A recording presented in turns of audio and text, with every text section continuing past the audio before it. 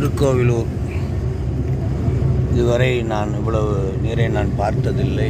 அவ்வளவு நீர் ஆற்றிலே வெள்ளமாக பெருக்கெடுத்து ஓடுகிறது.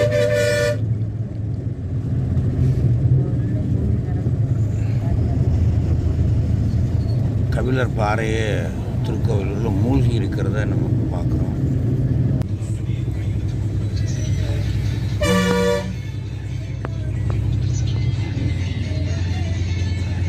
வாழை மரங்கள் எல்லாம் நீரால் சூழப்பட்டிருக்கிறது.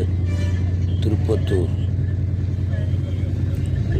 அருகில் சிங்காரப்பேட்டைக்கும் இடையில் உள்ள பகுதி இது.